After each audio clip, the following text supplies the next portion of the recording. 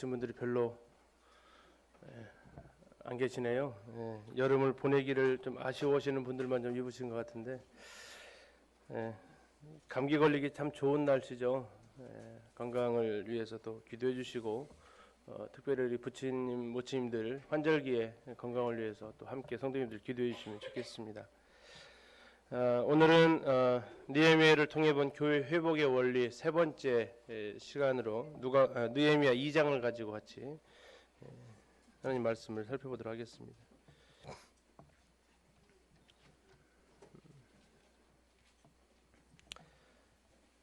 우리는 지난 시간에 느헤미야 1장 5절부터 나와 있는 느헤미야의 기도를 같이 살펴보았습니다. 그의 기도에 네 가지의 내용이 들어가 있었는데, 첫 번째는 자신의 기도를 들으시는 그 하나님에 대해서 그 하나님의 성품을 기억하고 또 하나님 앞에 영광 돌리면서 특별히 그분 앞에 긍휼을 구하는 이런 모습을 볼 수 있었습니다. 두 번째, 이제 시선을 자신의 모습을 바라보면서 그는 죄를 자백하는, 이스라엘 백성들의 그 죄가 곧 자신의 죄라고 같이 동일시하면서 죄를 하나님 앞에 회피하거나 변명하지 않고 통회하는 이런 모습을 같이 보고, 특별히 하나님의 말씀을 알지 못하는 것이 또 하나님의 말씀을 지키지 않는 것이 큰 악이라는 사실을 같이 보았습니다. 세 번째, 그는 이제 하나님의 긍휼하심에 또 바탕을 해서 하나님의 그 약속을 붙들고 다시 돌아오면 하나님 받아주실 것이라고 하셨던 그 하나님의 그 약속을 붙들고 하나님 앞에 기도하는 이런 모습을 같이 보았습니다. 그리고 끝으로 이 일에 자신의 삶을 드리겠다고, 이제 이 하나님의 성전이었던 예루살렘, 이 성벽을 건축하는 이 일에 누군가를 보내주셔서 하게 해달라고가 아닌 바로 내가 그 일을 감당할 수 있기를 소원하니까 내가 이 일을 왕에게 얘기할 때에 하나님, 왕이 나에게 은혜를 베풀게 해주십시오. 내가 왕 앞에 은혜 받게 해 주십시오라고 느헤미야가 기도를 마무리하는 것을 우리가 같이 보았습니다. 우리 삶 속에서 하나님 앞에 기도할 때에 그분을 찬양함과 또 내 자신의 죄를 돌아보고 하나님의 말씀을 붙들고 내 삶을 하나님 앞에 드려지는 이 기도가 우리 가운데 있기를 바라면서, 오늘 느헤미야 2장을 통해서 우리는 그 느헤미야의 기도가 어떤 과정으로 응답이 되었는지를 같이 살펴보려고 합니다. 느헤미야가 기도했던 마지막 기도, 하나님 11절에 나와 있습니다. 오늘 종이 형통하여 이 사람들 앞에서 은혜를 입게 하옵소서. 이렇게 기도하는, 이 사람들 앞에 은혜를 입게 해달라는 이 기도가 어떻게 하나님께서 응답하시는지를 오늘 1절에서 8절까지를 보면서 기도하는 사람의 기도하는 과정 속에서의 삶의 모습을 살펴보도록 하겠습니다. 하나님께서 이 기도 응답을 어떻게 들어주시고 그 순간에 느헤미야가 어떻게 또 처신했는지, 그러므로 인해서 우리가 방금 8절에서 보셨지만 1절부터 8절까지 많은 구절 중에서도 참 제 마음을 울렸던 것 중에 하나가 8절에 있는 내 하나님의 선한 손이 나를 도우심으로, 하나님의 선한 손이 도우시는 이 모습을 같이 살펴보도록 하겠습니다. 먼저 1절을 보시면요, 아닥사스다 왕 제20년 니산월에 왕 앞에 포도주가 있기로 이렇게 나와 있습니다. 자, 1장 1절을 보시면 그 시간이 하나 나와 있는데요, 1장 1절을 가서 보시면 그 동그라미 치고 그 다음에 있죠. 아닥사스다 왕 제20년 무슨 월이에요? 기슬루월. 자, 2장 1절은 아닥사스다 왕 제20년 무슨 월? 그냥 1월, 2월 해놓으면 좀 알겠는데 뭐 기슬루월이니 니산월이니 감이 전혀 안 오죠. 시간적인 시간이 쉽게 얘기하면 흘렀다 이겁니다. 시간이 흘렀다. 그러면 얼마나 흘렀느냐? 이때 당시 달력으로 계산해 보니까 지금 시간이 흘렀는데 약 4개월이라는 시간이 흘렀다라는 것입니다. 느헤미야가 예루살렘의 형편을 듣고 이제 그가 기도하기 시작한 지 4개월이라는 시간이 흘러갔다라는 것을 좀 표현해 주기 위해서 1장 1절은 20년 니산월, 2장 1절은 20년 기슬루월 이렇게 표현을 하고 있습니다. 다시 말해서 우리는 지금 한 주 만에 2장 1절로 넘어왔지만 느헤미야는 한 주가 아니라 4개월간에 걸쳐서 1장에서 2장으로 지금 옮겨오고 있다라는 겁니다. 다시 말하면 1장 11절과 2장 1절에는 시간 간격이 얼마가 있다고요? 4개월이라는 그 시간 간격이 있습니다. 이 4개월 동안 어떤 일이 있었을까요? 느헤미야가 기도했던 그 시간들이 있었다는 것입니다. 그리고 왕 앞에 설 수 있는 기회가 만들어지고 더 나아가서 느헤미야가 기도하면서 준비하는 이 시간이 4개월이라는 시간이 돌아왔다는 것입니다. 지난주에 잠깐 말씀 드리면서 이 페르시아는 워낙 땅덩어리가 크기 때문에 계절마다 왕이 근무를 하는 곳이 변합니다. 그래서 이 1장 1절의 기슬루월 때는 아마도 이 페르시아의 아닥사스다 왕이 이 수상궁에 없었던 것 같습니다. 그러다가 이제 4개월이 되었을 때에 언제 돌아왔는지 모르겠지만 왕이 다시 수상궁으로 돌아오게 되고 또 이 페르시아 이 나라의 술 맡은 관원이 느헤미야 하나였을까요? 그러지 않을 것입니다. 워낙 큰 제국인데 술 맡은 관원이 이 사람 한 사람이면 감당을 못하겠죠. 여럿의 술 맡은 관원이 그 가운데 있었을 것이고 또 그 시간이 이제 마침 느헤미야가 왕 앞에 술을 드리는 이 일을 해야 될 순번이 돌아온 것을 우리는 여기서 볼 수 있습니다. 아닥사스다 왕 제20년 니산월에 왕 앞에 포도주가 있기로 내가 그 포도주를 왕에게 드렸다. 4개월이 지난 시점에서 자기의 순서가 돌아왔을 때 이제 왕 앞에 자기가 이 일을 할 수 있게 되었다라는 이것을 보여주고 있습니다. 자, 4개월이라는 시간 참 기다리기 쉬웠을까요? 정말 기도 혹시 4개월간 기도해 보신 기도 있으세요? 매일같이? 매일같이 하루도 안 빼먹고 4개월간 기도해 보신 기도 경험 있으신가요? 우리의 시계는 늘 빠르죠. 하나님의 시계는 늘 느리고요. 그죠? 이때쯤 되면 하나님이 들어주셔야 될 것 같은데 하나님은 전혀 미동도 없으시죠. 이때쯤 되면 문제가 좀 해결되는 것이 보여야 되는데 4개월이라는 시간 동안 아무 일이 진척되는 것이 느껴지지 않는다면 우리 마음이 어떻겠습니까? 과연 느헤미야는 편안했을까요? 느헤미야도 우리와 성격이 같은 사람이에요. 보니까 느헤미야도 뒤에 보시겠지만 느헤미야도 이 4개월이라는 시간이 쉽지 않은 시간이었던 것 같습니다. 언제나 하나님께서 이 기도를 들어주실까 하면서 그는 그러나 기다릴 수 있었다는 것입니다.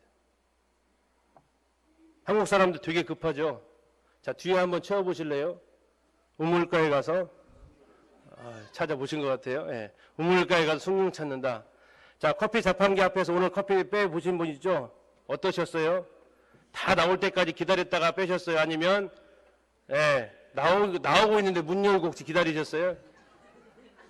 좀 더 급하신 분들은 아직 나오고 있는데 빼시는 분들도 가끔 계시죠. 그래서 막 그 커피가 흘려 있잖아요. 자, 에스컬레이터에서 어떻게 하세요? 한 발이라도 빨리 가려고 또 걸어 올라가시잖아요. 뭐 근처에 있는 홈플러스만 가도 거기에서 가만히 서서 가는 사람 반절 정도밖에 안 되는 것 같아요. 거기서도 또 걸어서라도 더 빨리 가려고 참 급하죠. 자, 이게 교회 안에 와서 그래서 참 인내가 필요하다고 하니까 하나님 앞에 인내를 좀 하게 해주십시오 하면서 기도를 합니다. 뭐라고 기도해요? 지금 빨리 주십시오라고 기도합니다. 하나님 나에게 인내를 주십시오. 지금 빨리 주십시오. 이렇게 이해가 안 가시는 분들이 계시는 것 같아요. 참 우리가 기도하고 나서 기다리는 것이 정말 쉽지 않은 것 같습니다. 내 시간은 왜 이렇게 빨리 가고 하나님의 시간은 왜 이렇게 더디게 이 타이밍이 서로 안 맞는 것 같은 느낌이 들어오는데요. 첫 번째 우리가 기도할 때 우리가 중요한 것은 기다림이라는 그 시간입니다. 우리는 하나님 앞에 기도할 때 하나님의 시간에 하나님의 뜻이 이루어지기를 기도하는 것이 중요하고, 자, 이것이 내 뜻, 내 시간이 아닌 하나님의 시간에 될 수 있기를 우리는 기도하는 것이 중요한데요. 쉽지 않습니다. 자, 그럼 이 기다림의 시간을 우리는 어떻게 해야 될 것인가를 또 같이 살펴보도록 하겠는데요. 자, 기도하는 사람은 앞에도 말씀드린 대로 하나님의 때를 기다릴 줄 아는 사람입니다. 하나님이 왜 4개월이라는 시간을 기다리게 하셨을까요? 하나님이 기도의 응답을 들어주실 때 왜 이렇게 우리로 기다리게 하실까요? 이 기도가 하나님의 뜻이 아니었나요?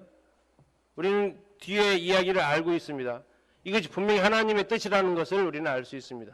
그럼에도 불구하고 기슬로월에서 니산월까지 4개월이라는 시간을 느헤미야가 기도하게 하나님께서 하십니다. 하나님께서는 우리의 기도 응답을 듣는 것보다 더 중요하게 여기시는 것이 계십니다. 우리가 하나님 앞에 기도하는 과정 속에서 우리가 하나님을 의지하고 하나님과의 갖는 그 교제 시간이, 그러면서 하나님의 마음을 알아가는 이 시간을 하나님께서는 더 중요하게 보십니다. 유산을 남겨주는 아버지의 마음과 유산을 받게 될 아들의 마음이 어떨까요? 같을까요? 다를까요? 자, 유산을 받는 아들의 마음은 어때요? 언제나 주실까? 좀 시간 끌지 말고 지금 빨리 좀 주셨으면 좋겠다. 그죠? 그런데 이 유산을 주는 아버지의 마음은요? 내가 이걸 넘겨주었을 때 네가 과연 이것을 관리할 수 있는 능력이 있느냐? 오히려 이걸 지금 줘버리면 이것 때문에 이 아들을 망칠 수도 있다는 판단이 들면 그 유산을 넘겨주지 않습니다. 그래서 아버지의 마음과 아들의 마음이 달라요. 아버지의 마음은 이 아들이 이 유산을 받을 준비가 되어 있기를 바라는 것이고, 아들의 마음은 빨리 줬으면 좋겠어요. 그러나 지혜로운 것은 아버지의 마음입니다. 준비가 되지 않았는데, 받을 준비가 되지 않았는데 주었다면 이것은 약이 아니고 독이 될 수밖에 없다는 거죠. 또 한 가지, 우리가 기도하는 시간, 이 시간은요, 바로 이제 하나님께서 일하시기 시작하는 시간이라는 것을 기억하시면 좋겠습니다. 내가 기도할 때 하나님이 미동도 하지 않는 것처럼 여겨질 수 있습니다. 그러나 전혀 그렇지 않습니다. 하나님 그때 일하기 시작하십니다. 다니엘서를 보게 되면 다니엘이 기도할 때에, 기도하는 그 순간에 하나님께서 일을 하기 시작하십니다. 미가리엘 천사장을 보내서 그를 돕도록 하나님께서 하셨다라는 것을 말씀하고 있습니다. 우리가 기도할 때에 하나님 그분이 일하시는데요, 크게 두 가지를 하시더라고요. 하나는 기도를 하면서 내 마음을 변화시켜가는 작업을 하십니다. 내 마음이 하나님의 뜻을 받아들일 수 있는 마음의 준비를 하게 하시는 시간이 하나님께는 필요합니다. 그래서 하나님께서 주시는 것에 대해서 감사함으로 받을 수 있는 그 준비를 할 수 있도록 내 마음을 준비시켜주는 작업을 하시고, 마치 유산을 아들에게 넘겨줄 때 이 아들이 이 유산을 잘 활용할 수 있을 때가 뒤를 때까지 기다리는 것처럼, 하나님께서 이 기도의 응답을 하셨을 때 이 기도의 응답을 통해서 하나님께 찬양하고 다시 하나님 앞에 영광 돌리고 하는, 내 계획대로 내 뜻대로 기도한 것이 되지 않았더라도 하나님을 인정하는 이런 마음의 준비를 하시는 시간이 바로 기도하는 시간입니다. 그래서 우리는 지난주에 말씀드렸습니다. 기도란 내 뜻을 관철시키는 시간이 결코 아닙니다. 내가 하나님 앞에 기도하고 금식 기도하고 철야 기도해가지고 내가 마음속에 있는 이 소원이 하나님 들어주십시오 하고 떼쓰는 시간이 아니라는 것입니다. 기도한다는 것은 내 뜻과 하나님의 뜻이 맞는지를 확인하는 시간입니다. 그리고 내 뜻이 하나님의 뜻과 맞지 않았다면 이제 내 마음을 하나님의 뜻에 맞게 변화시켜가는 것입니다. 이것이 기도하는 시간입니다. 이것이 우리가 기도해야 되는 이유이기도 합니다. 두 번째, 우리가 하나님께 기도하는 그 시간은 하나님께서 내 주변을 정비하시는 그 시간입니다. 내 주위 환경을 정비하시는 그 시간입니다. 하나님께서 일하기 시작하시는 그 시간이 우리가 기도하는 시간입니다. 그 시간이 얼마가 될지는 하나님께서 결정하십니다. 우리가 하는 것은 그 시간에 하나님의 일하심을 기다리는 것입니다. 우리 성령님께서 있는 것처럼 주님의 시간에 주의 뜻 이루어지리 하면서 우리는 기도하는 것입니다. 이게 하나님께서 우리가 기도할 때에 우리에게 기다리는 시간을 주시는 이유 중에 하나입니다. 이제 두 번째 모습을 보면 2절에서 이렇게 말씀하고 있습니다. 느헤미야의 모습을 보면서 왕이 얘기합니다. 왕이 내게 이르시되 네가 병이 없거늘 어찌하여 얼굴에 수심이 있느냐. 이는 필요한 네 마음에 근심이 있음이로다 하더라. 그때 내가 크게 두려워했다. 자, 지금 아닥사스다 왕과 왕후가 있는 아마 개인 침실이 됐든지 사적인 공간에 느헤미야가 부름을 받고 간 것입니다. 저녁에 뭐 이렇게 준비하러 드렸다든지 하여튼 그 자리에 왕과 왕후 그리고 느헤미야가 지금 있는데요. 왕이 술잔을 들고 오는 음식을 먹을 거리를 들고 오는 이 느헤미야의 표정을 보는데 예전과 같지 않아요. 느헤미야의 표정을 보는데 분명히 아프진 않아요. 뭐 낮에 활동하는 것을 보거나 해서 전혀 아픈 것 같지 않은데 얼굴에 이상하게 그림자가 드리워져 있어요. 얼굴에 평안함이 없어졌어요. 위로가 되시죠? 느헤미야는 4개월간 하나님 아무것도 안 하셔도 아주 마음이 편안하고 이러지 않다는 거, 그러지 않았던 것 같아요. 왜 그러냐면 이것은 너무나도 그에게 고통을 주는 시간이었습니다. 예루살렘 성벽이 회파되고 성문이 소화되고 백성들은 능욕을 받는 이 모습은 느헤미야로 하루하루가 정말 힘든 그 시간이었던 것 같습니다. 그것이 자연스럽게 얼굴빛으로 드러나는 이런 모습을 보게 되고 이것을 주변에 있던 왕까지도 알아차리게 되었습니다. 혹시 일부러 연기하는 거 아닐까요? 연기했다면 왕이 크게 두려워했다라는 이 표현을 쓰지는 않았을 것입니다. 아닥사스다 왕이 느헤미야에게 이야기합니다. 네가 병이 없거늘 어찌하여 얼굴에 수심이 있느냐. 보통 신하가 왕의 얼굴을 살핍니까? 왕이 신하의 얼굴을 살핍니까? 그러죠. 신하가 왕의 얼굴을 살피는 것이 정상입니다. 근데 지금 어떻게 됐습니까? 왕이 신하의 얼굴을 살핍니다. 이건 평소에 느헤미야의 삶의 모습을 우리가 볼 수 있는데요. 그가 평소에 왕 앞에서 어떻게 행동했는지를 볼 수 있는 장면이기도 합니다. 자, 직장에 지각을 한 두 회사원이 있다고 한번 생각해 보십시오. 직장에 지각을 했습니다. 근데 두 사람에게 대하는 직장 상사의 태도가 달라요.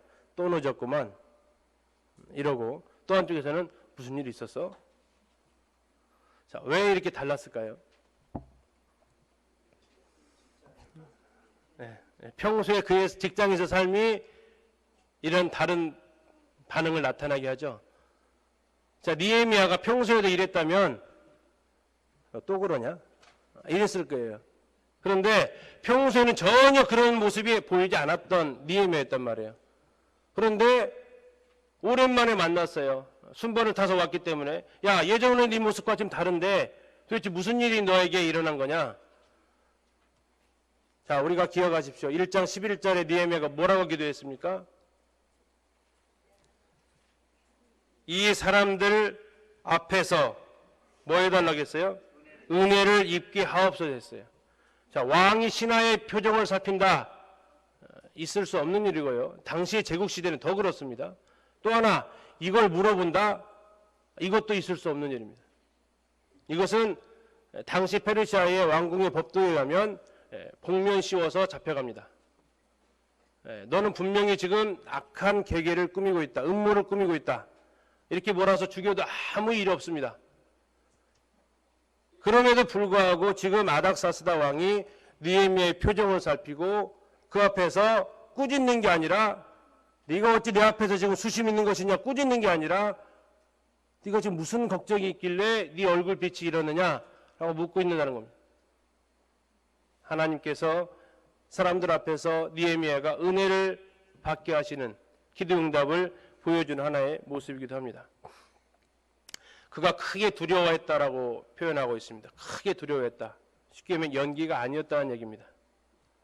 왜 두려워했느냐? 아까 말씀드린 대로 페르시아의 왕궁 법도, 특히 술 맡은 관원장, 왕의 음식을 다루는 이 직업은 당시에 우리나라도 조선왕조도 많이 있지만 왕이 가장 많이 죽는 것 중에 하나가 독살입니다. 음식에 독 타면 아주 쉽게 제거할 수 있기 때문에 서서히 죽어가는 독을 타기도 하고 아니면 그냥 한 방에 훅 보낼 수 있는 독을 탈 수도 있습니다. 그래서 이 음식을 관련된 이 사람들은 항상 조심해야 되는, 자칫 잘못된 표정을 보였다거나 하게 되면 의심을 사서 죽을 수 있는 그런 위치에 있다는 것을 우리가 살펴볼 수 있는데요. 다시 말해서 지금 술 맡은 관원장으로서 자기가 이때 제대로 대처하지 않으면 자기의 목숨이 지금 달아날, 복면 씌워서 그냥 형장 이슬로 사라질 수 있는 이런 순간이고, 또 하나는 지금 느헤미야가 몇 달 동안 기도했어요? 4개월 동안 기도했어요. 자, 4개월 동안 기도해왔는데 이 자기가 해왔던 이 4개월 동안의 기도가 지금 이 순간에 자기가 어떻게 하느냐에 따라서 이 기도의 응답이 이루어질지, 아니면 기도의 응답이 물거품이 될지, 아니면 또 시간이 미루어질지, 이러한 것도 우리 같이 생각해 볼 수 있겠습니다. 자, 이때 느헤미야가 3절에서 이렇게 대답을 합니다. 왕께 대답하되 왕은 만세수를 하옵소서. 내 조상들의 묘실이 있는 성읍이 이제까지 황폐하고 성문이 불탔사오니 내가 어찌 얼굴에 수심이 없사오리까. 자, 느헤미야가 이제 왕 앞에 대답을 합니다. 크게 두려워했는데요, 다시 정신을 가다듬고 왕 앞에 만세수를 하옵소서, 만수봉하십시오죠, 우리식으로 표현하면. 자, 내 조상의 묘실에 있는 성읍이 지금까지 황폐하고 성문이 불타 있습니다. 그러나 고칠 수가 없습니다. 자, 이때 느헤미야의 지혜를 우리가 한번 생각해 볼 수 있는 건데요, 느헤미야가 예루살렘이라는 단어를 안 썼습니다. 지금 안 썼어요. 자, 지금 3절인데요, 안 썼습니다. 몇 절에서 쓰고 있나요? 방금 읽어보셨는데.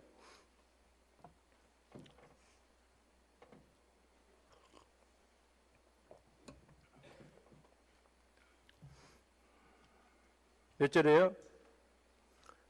안 나왔습니다. 다만 5절에 힌트를 얻을 수는 있습니다. 어디로 가래요? 유다 땅. 이것만 있습니다. 대신 예루살렘이라는 단어는 역시 사용하지 않고 있습니다. 자, 왜 안 했을까요? 두 가지를 우리는 여기서 생각해 볼 수 있습니다. 당시에 페르시아 사람들이 중요하게 여기는 것이 무엇이었냐면, 자신들의 조상들의 무덤을 아주 중요하게 여기는, 우리나라도 벌초하고 성묘하러 가죠. 이것을 중요하게 여깁니다. 그런데 당시에 페르시아 사람들도 조상들의 무덤을 상당히 중요하게 여겨요.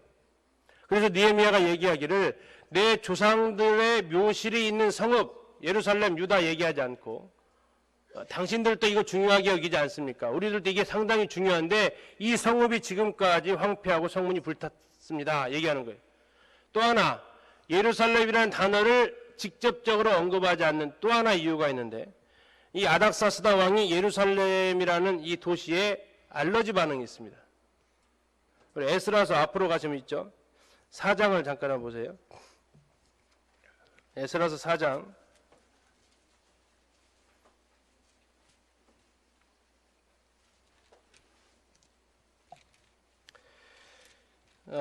11절을 잠깐 먼저 보시면, 아닥사스다 왕에게 이렇게 나와 있죠. 지금 이 왕이 지금 느헤미야 앞에 있는 이 왕입니다. 같은 사람이에요. 자, 그 사람한테 이제 초본을 올립니다. 무슨 초본이냐면 예루살렘 성을 중건하려고 한다라는 이 소식을 갖다가 이제 쭉 고자질하는 겁니다.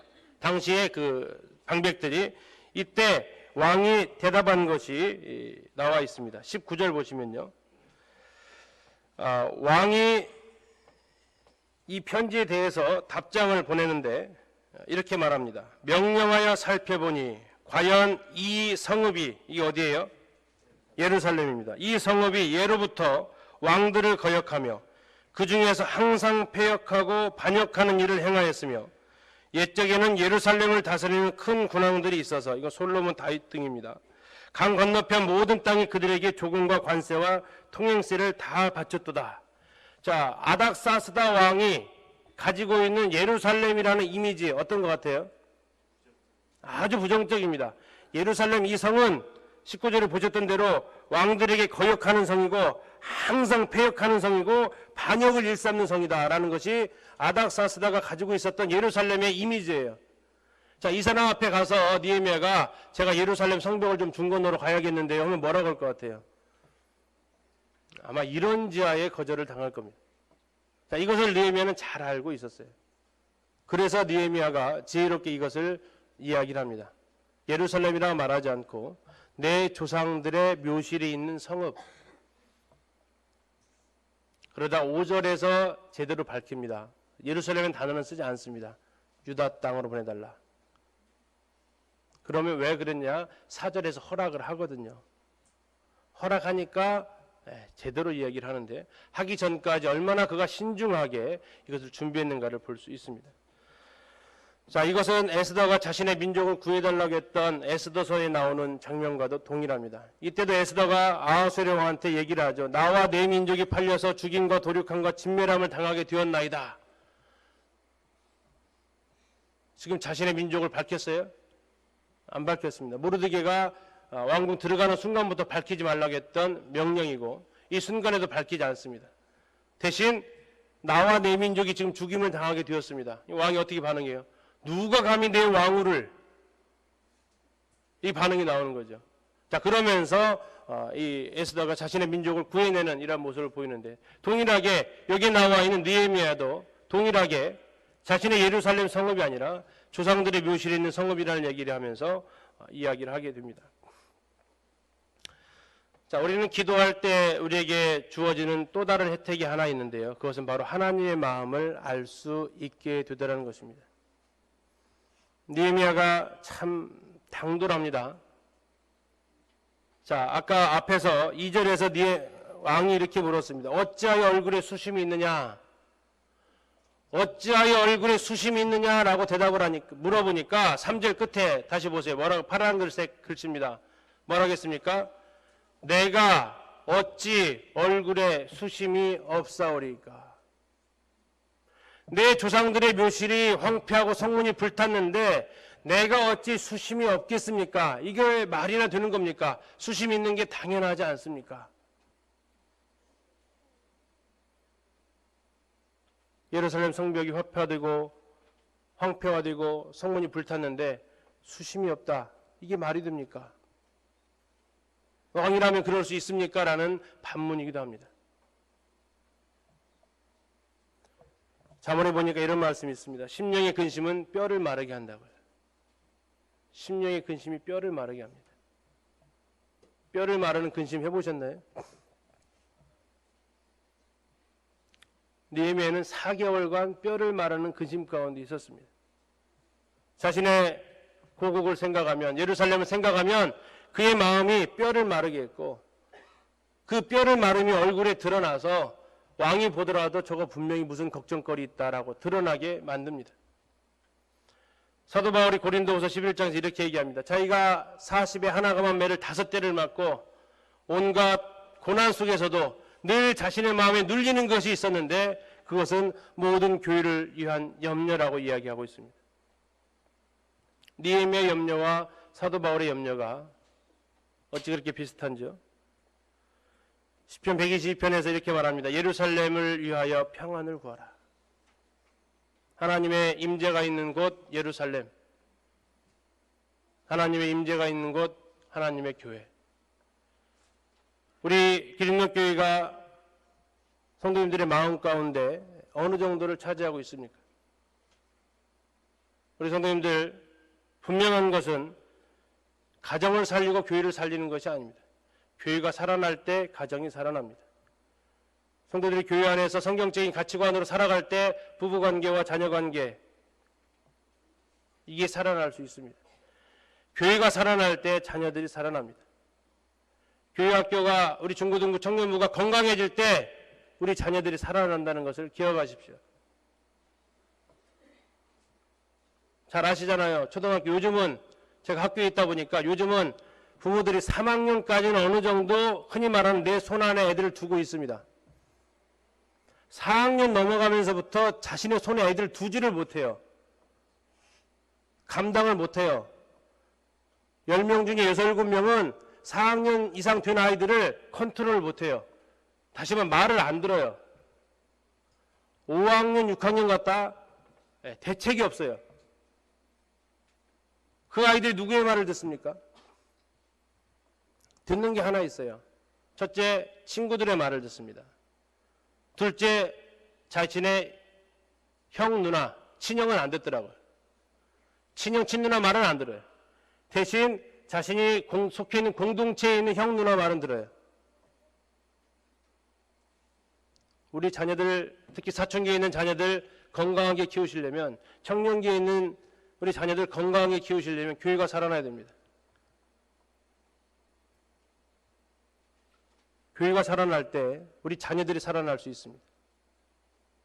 이번에 청년 연합 캠프를 하는데 내 자녀를 살리는 마음으로 후원해 주시고 함께해 주시면 좋겠습니다. 이 공동체가 살아날 때 우리 아이들이 살아나요. 요즘 일부 예배 때 우리 중고등학생들이 하나님 앞에 감사의 찬양을 선택하고 하나님 앞에 감사의 기도를 드리고 있습니다.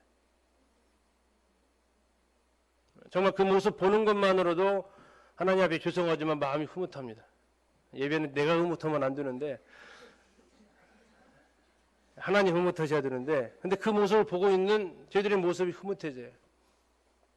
교회가 살아나야 됩니다. 교회가 살아나기 위해서는 우리의 마음에 교회를 위한 기도가 있어야 됩니다. 교회의 평안을 위한 기도가 우리 가운데 있어야 됩니다. 느헤미야가 했던 기도이고, 아니 사도 바울이 자신의 모든 고통 가운데서도 했던 기도가 바로 교회를 위한 기도입니다. 우리는 기도할 때 하나님의 마음이 어디에 가 있는지, 하나님이 무엇을 기대하고 계시는지를 비로소 알게 됩니다. 기도하기 전에는 내 주변만 살피게 되더라고요. 기도하기 전에는 내 필요만 살피게 되더라고요. 그러나 하나님 앞에 기도하는 그 순간에 우리는 하나님의 마음을 드디어 알게 됩니다. 기도할 때에 하나님께 주시는 복 중에 하나입니다. 세 번째로 기도하는 사람의 삶의 모습 보면요. 자, 4절에 왕이 이상한 행동을 합니다. 자, 이 보통 안 하는 행동인데요. 왕이 내게 이르시되 그러면 네가 무엇을 원하느냐? 응답이요. 하나님은 4개월 걸렸거든요. 하나님은 4개월. 근데 왕은 어떻게 왔어요? 아주 즉시로 옵니다.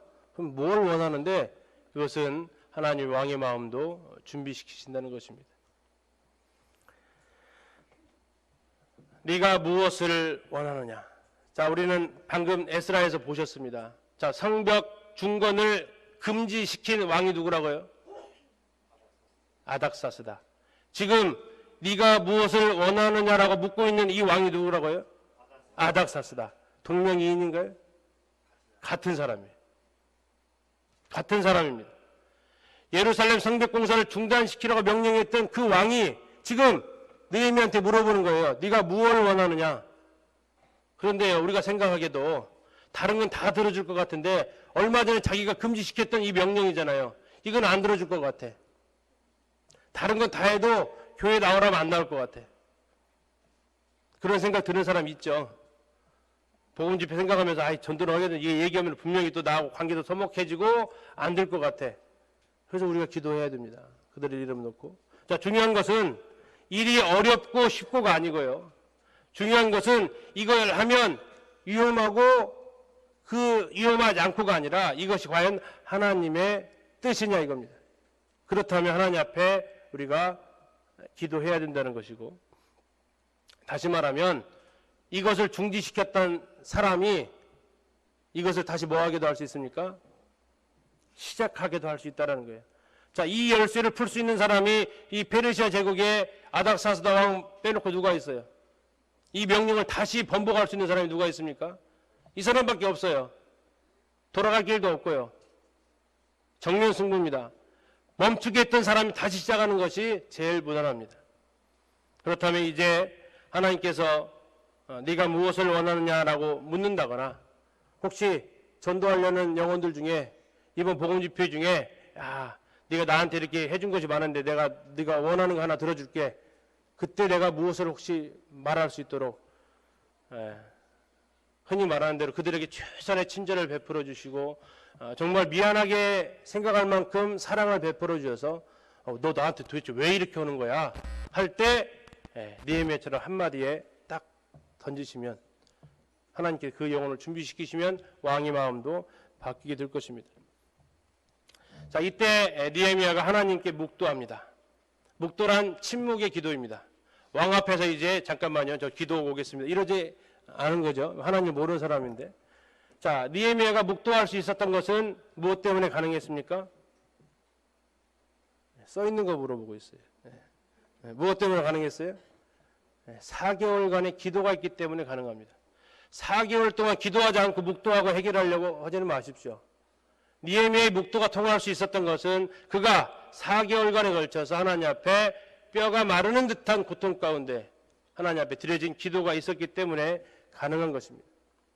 긴박한 순간에 왕 앞에서 느헤미야는 하나님 앞에 먼저 기도합니다.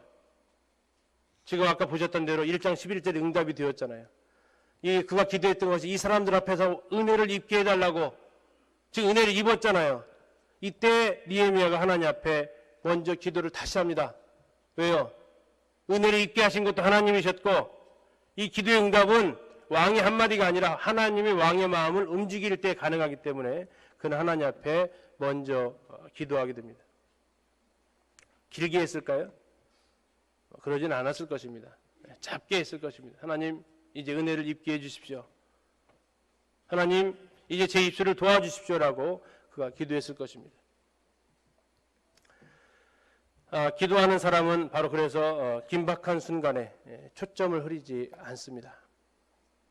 우리 영혼들에게 복음 집회를 앞두고 그들에게 도전하실 때 친절 다 베풀면서 결국 그를 더 큰 복으로 인도하기 위한 영혼을 초대하는 이 일에 아니야, 그냥 네가 좋아서 그랬어, 이렇게 초점을 흐리지 마시고 네가 나와 함께 하나님을 만났으면 좋겠어 라고 이렇게 도전하시면 하나님께서 그 일을 또한 이루어 주실 것입니다. 마지막 네 번째 모습을 보면요, 이제 5절에 보시면 얘기합니다. 왕에게 이르되 왕이 만일 좋게 여기시고 종이 왕의 목전에서 은혜를 얻었사오면 날 유다 땅 나의 조상들의 묘실에 있는 성읍에 보내어 그 성을 건축하게 하옵소서. 자, 드디어 유다 땅이라는 단어가 나왔습니다. 이게 왜 나왔습니까? 왕이 물어봤잖아요. 무엇을 원하는데? 했을 때 이제 그가 말하고자 하는 본심을 내비치게 됩니다. 자, 이제 우리가 조심할 것 중에 하나는 이렇게 이야기하는 그 순간에 우리는 예의를 갖출 줄 알아야 된다는 것입니다. 상대방을 배려할 줄도 알아야 된다는 것입니다. 느헤미야가 왕한테 어떻게 얘기합니까? 아주 앞에 꾸며주는 말을 두 가지를 하는데, 왕이 만일 좋게 여기시고 종이 왕의 목전에서 은혜를 얻었사오면, 이렇게 이야기를 합니다. 다시 말해서 왕이 만일 제가 이것을 하는 것에 있어서 이익이 있다고 생각하시면, 자, 아까 예루살렘은 아닥사스다의 모습의 반역의 도성이고 말썽만 일으키는 곳인데, 당신의 최측근이 가서 그 예루살렘 성을 중건하게 되면 아마 당신이 이익이 된다고 생각하시지 않겠습니까? 두 번째, 종이 왕의 목전에서 은혜를 얻었사오면, 아까 1장 11절 했던 기도가 그거였어요. 은혜를 입게 해달라고. 자, 이때 우리가 조심할 것은 그들에게 무례하지 않도록 나가는 것입니다. 다니엘 1장에서 채식만 하겠다고 얘기합니다. 내가 채식한다는데 뭐가 문제예요? 이렇게 대답하지 않았다는 거죠. 그게 은혜를 입게 해서 나에게 11일간만 시험할 기회를 주십시오라고 하면서 예의 있게 얘기합니다. 우리의 많은 기도에, 다른 사람들과의 관계에서의 기도에 응답이 실패되는 것 중에 하나가 바로 이런 순간에 무례하게 이야기하고 무례하게 반응을 해서 우리 속담에 다된 밥에 콧바트리고 재 뿌리는 이러한 일들이 일어날 수 있음을 기억하십시오. 느헤미야는 크게 두려움 가운데 이야기를 합니다. 모든 것이 하나님의 지금 기도했던 대로 되어지고 있어요. 이 순간에 그는 하나님 앞에 경외함으로, 그리고 사람들 앞에는 예의를 갖춰서 이렇게 예의를 갖춰서 이야기하는 것을 볼 수 있습니다. 자, 기도하는 사람은 이제 또 하나의 특징이 준비하는 사람인데요. 자, 왕이 물어봅니다. 네가 몇 날에 다녀올 길이며 어느 때에 돌아오겠느냐라고 얘기합니다. 그때 왕이 나를 보내기를 좋게 여기시기로 내가 기한을 정했다라고 이야기를 하고 있습니다. 기한을 정했대요. 자, 기한을 정했다는 얘기는 이거 기도하면서 무엇을 했다는 얘기입니까? 준비했다는 거예요. 가만히 있어봐. 저 보내주시는 거 맞죠? 자, 그럼 제가 이제 한번 계산 한번 해보겠습니다. 이러고 달려들지 않았고, 4개월이라는 그 기도하는 그 시간 동안 느헤미야는 이 하나님께서 이 기도를 응답하시면 어떻게 일을 진행할지에 대해서 그가 계획했다라는 것입니다. 왜요? 기도하지 않으면 기회가 주어져도 허둥대다가 놓치고요. 기도를 했는데 준비하지 않으면 또한 그 일을 성취할 수 없습니다. 4개월간이라는 기도 시간이 있었다겠습니다. 그 시간은 준비하는 하나님이 일하시는 시간이었습니다. 나를 준비시키는 시간이고 내 주변 환경을 준비시키는 시간입니다. 지금 하나님께서 느헤미야로 준비하게 하십니다. 네가 언제 가서 언제 올 거냐? 그때 느헤미야가 시간을 이야기를 합니다. 제가 이 정도 시간이 걸리겠습니다. 이것은 그가 지금 시나리오를 구성을 해봤다는 것입니다. 기도하는 사람은 기도만 하고 있는 사람은 아닙니다. 우리가 어떤 영혼에게 기도를 위해서 기도를 하고 있다면 기도만 하고 있어서는 안 된다는 걸 아실 겁니다. 그를 찾아가서 만나는 것이고 그를 찾아가서 그를 섬기는 것이고 이것이 함께 갈 때 이게 기도하는 사람입니다. 기도하는 사람 말씀 준비할 때 기도만 하고 있을까요? 그렇지 않습니다. 성경을 읽고 단어의 뜻을 찾아보고 배경을 찾아보고 준비하는 것입니다. 이게 기도한다는 것입니다. 기도한다. 골방에 틀어박혀서만 한다. 성경에서는 그렇게 말하고 있지 않습니다. 그 기도가 물론 첫 번째 해야 될 일입니다. 그리고 이제 우리 삶 속에서 하나님의 역사하심을 기대하면서 준비해가는 일을 동시에 하셔야 됩니다. 기도하는 사람은 걱정하면서 시간 낭비하지 않습니다. 그러다 하나님께서 만약 이 기회가 찾아왔을 때 우리는 이제 내가 어떻게 이러면서 여태까지 기도해왔던 것을 물거품으로 만들 수도 있다는 것입니다. 우리는 기도할 때에 내가 무엇을 준비해야 할 것인지를 보게 됩니다. 교회의 회복을 위해서 우리가 기도하셔야 됩니다. 기능력교회 회복을 위해서 우리 성도님들 함께 기도하셔야 됩니다. 어느 부분이 회복되어야 할 것인지를 하나님께서 보여주실 것입니다. 그리고 그것을 위해서 다른 사람이 아닙니다. 교회의 회복을 위해서 내가 해야 될 일이 무엇인지를 하나님께서 그때 비로소 보여주실 것입니다. 그것이 하나님의 마음을 우리가 알게 되는 시점입니다. 그리고 우리는 그 일을 위해서 이제 진지하게 예의를 갖춰서 질서를 갖춰서 그 일을 진행해 가십시오. 그리고 그것이 이제 실행이 될 수 있었을 때 그것을 다음 단계로 옮기시면 되는 것입니다. 이것이 언제 가능하냐면 기도할 때에 가능하게 됩니다. 자, 이제 느헤미야는 7절과 8절에서 왕에게 요구를 합니다. 이 요구가 가능했던 이유는 준비했기 때문에 가능합니다. 자, 7절에 이렇게 얘기합니다. 내가 또 왕에게 아뢰되 왕이 만일 좋게 여기시거든 강서쪽 총독들에게 내리시는 조서를 나에게 주사 그들이 나를 용납하여 유다에 들어가기까지 통과하게 하시고. 자, 지금 뭐 해달라는 거예요? 요즘으로 말하면 뭐 해달라는 겁니까?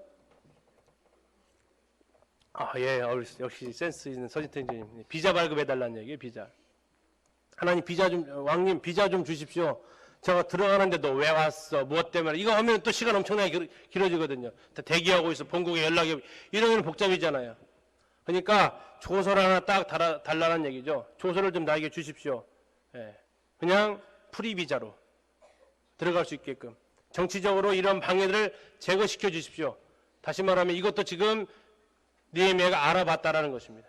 이게 같은 제국 내에서도 넘어가는 것이 쉽지 않구나. 자, 8절에 어떻게 합니까? 자, 여기서 그치지 않습니다. 또 왕의 살림감독 아사웨에게 조서를 내리사 그가 성전에 속한 영문의 문과 성곽과 내가 들어갈 집을 위하여 들보를 쓸 제목을 내게 주게 하옵소서. 뭐까지 요구합니까? 경제적 후원까지 요청합니다. 빈손 가지고는 못 짓잖아요. 그래서 자, 조사를 해봤더니 살림감독이 아삽이라는 사람이 있다는 정보까지 다 캐냅니다.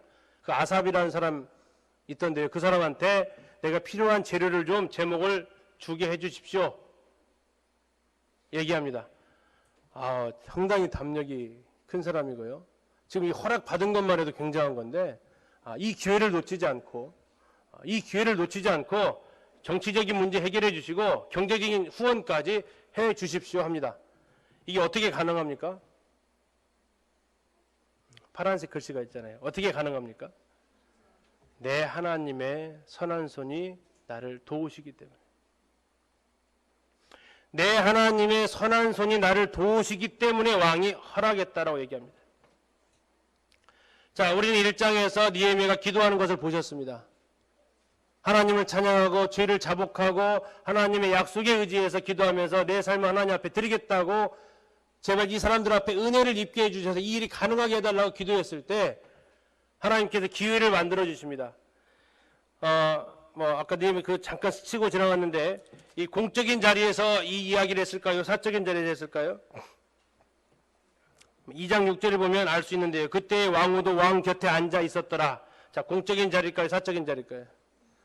사적인 자리죠. 왕후는 이 공적인 자리에 나타나지 않습니다. 우리나라도 그랬잖아요.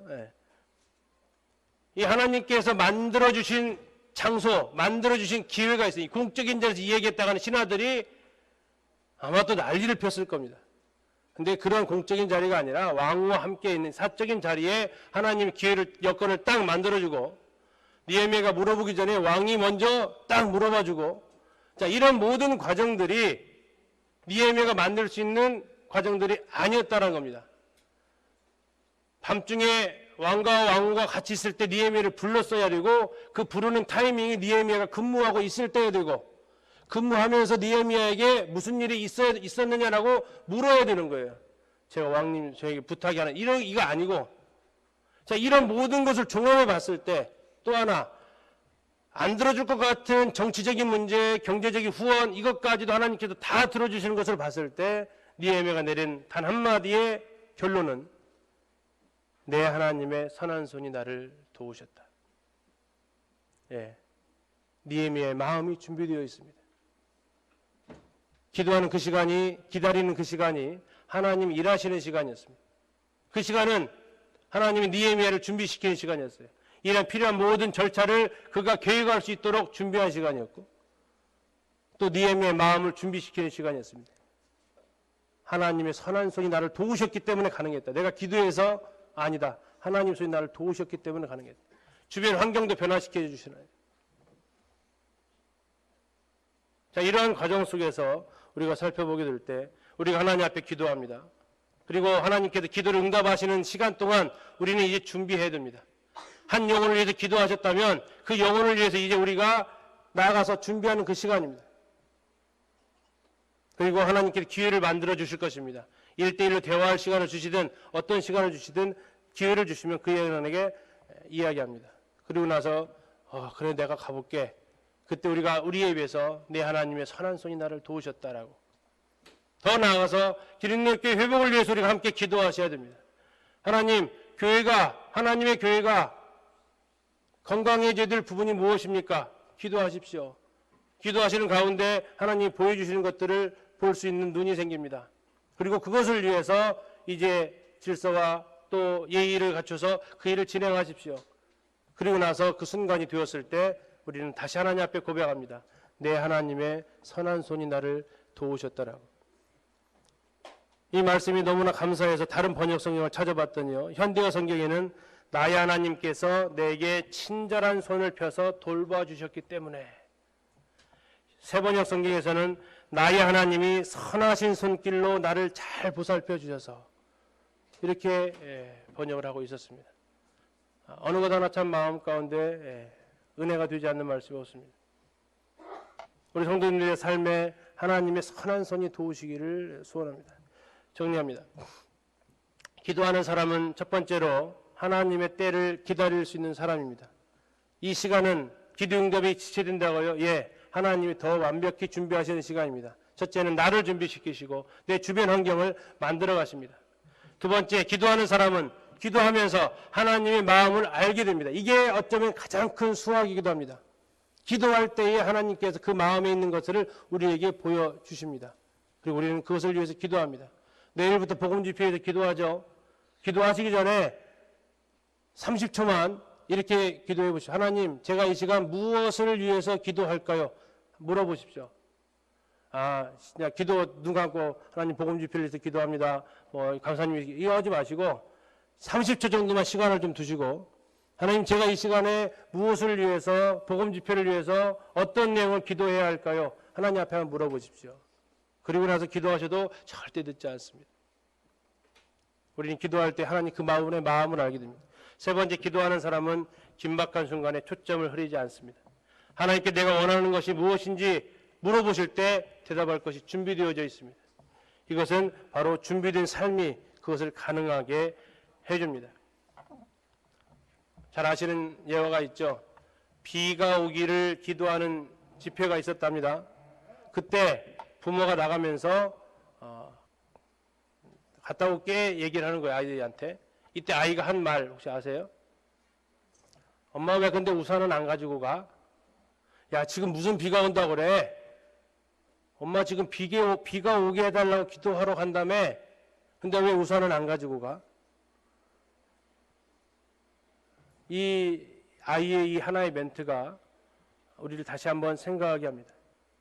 기도한다는 것은 하나님께서 들어주신다는 것을 믿기 때문에 하는 거 아닙니까? 그 시간이 언제 될지는 몰라요.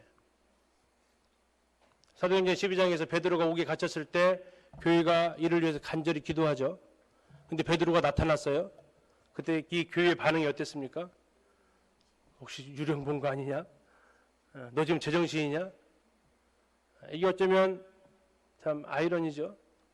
기도한다라는 것은 그분께서 들어주실 것을 믿기 때문에 하는 겁니다. 그렇다면 그것을 응답이 되었을 때 우리가 어떻게 할 것인지를 우리가 생각하면서 그 일을 위해서 준비하시면 좋겠습니다. 그래서 참 기름넣교회가 회복이 되어지고 또 우리의 심령이 회복이 되어지고 우리 가정이 우리 속으로 회복되어져서 하나님 앞에 영광 돌려지기를 바랍니다.